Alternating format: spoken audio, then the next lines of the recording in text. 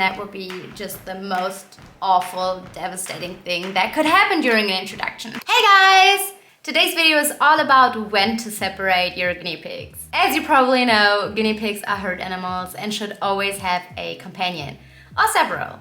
But there are some reasons to separate your guinea pigs. And in today's video, I want to look into when it's necessary to separate your guinea pigs. So I'm going to first look into the reasons you should separate your guinea pigs, and then look into things that are not reasons to separate your guinea pigs.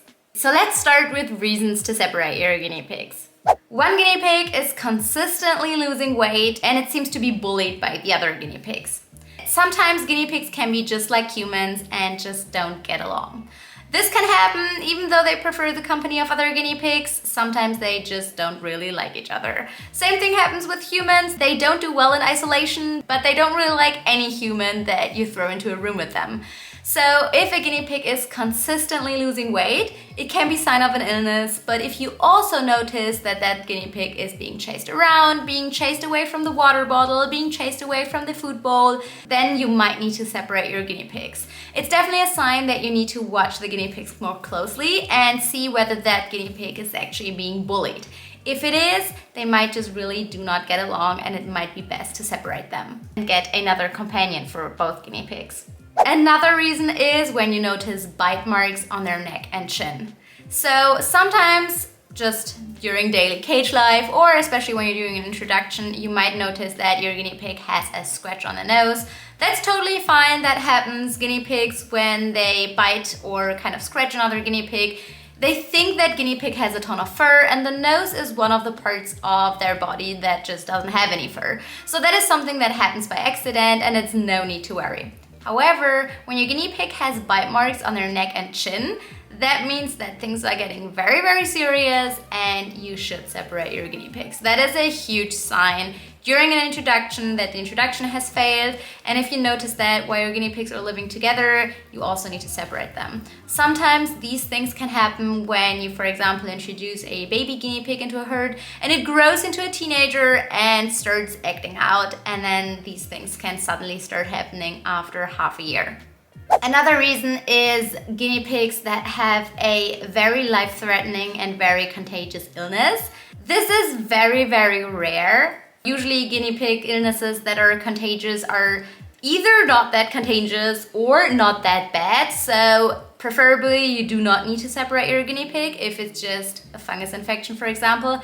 However, if it is a life-threatening illness, it makes sense to separate your guinea pigs to hopefully protect the rest of your herd. For a short period of time, it's also okay to separate your guinea pigs. If you, for example, need to catch pee from one guinea pig to bring it to the vet, then it's totally alright to separate one guinea pig for like 1 or 2 hours from the herd. Okay, last point, somewhat controversial. If you introduce a new guinea pig into your herd, you might need to quarantine it. So this is very controversial because obviously you're not really doing well by that new guinea pig because it lives in isolation, which is very harmful to a guinea pig. So it's not very nice to your new guinea pig. However, it is very, very rare, and that is what makes this whole situation controversial. But there are some very contagious illnesses that mean the certain passing of your existing herd. Obviously, you would not want that. That would be the most devastating case that you could imagine for an introduction.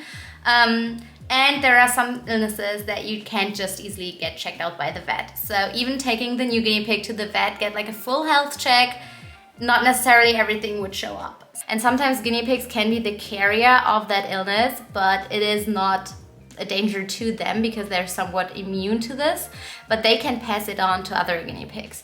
Just putting a new guinea pig into your existing herd of guinea pigs is a bit of a risk, however, an extremely small one. So this is why this is very controversial, because the chance that anything happens is so rare. Like an illness that is contagious and that is going to infect all of your other guinea pigs, it's going to be life-threatening, is such a small chance, but there are cases where this has happened. Sometimes the new guinea pig is immune to said virus and so it's able to spread it, but it doesn't actually pass away from it.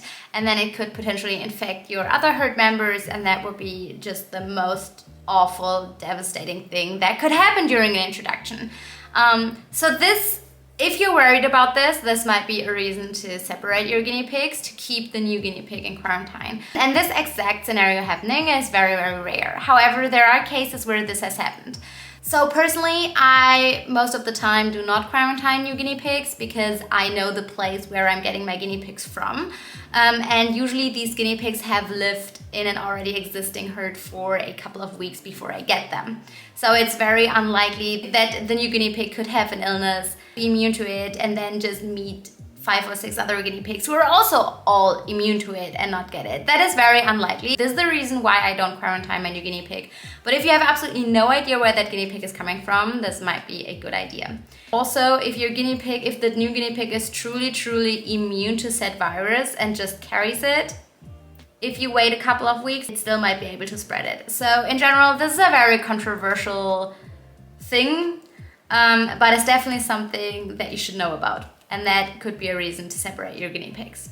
So this is somewhat controversial in the sense that some people do that and some people don't. No one is probably going to judge you for either way you're handling this. There's no elegant way of handling this situation. It really comes down to how much of a risk do you personally think this is, how much do you believe in your luck, basically. Now let's look into the reasons not to separate your guinea pigs. Number 1 is chasing. Chasing, even if it looks totally awful for us humans, is very normal guinea pig behavior, very normal group behavior, and it happens pretty frequently. Even if a herd really likes each other and they all get along, chasing can look really wild and is really loud, and it can look like one guinea pig is being bullied, even though it's not. So chasing is not a reason to separate your guinea pigs. As I said before, nose scratches or just general marks on their nose is not a reason to separate your guinea pigs. Even if it's bloody, not a reason to separate. Lawnmower behavior. And if you don't know what that is, congratulations, your guinea pigs are really normal and not really odd behaving at all.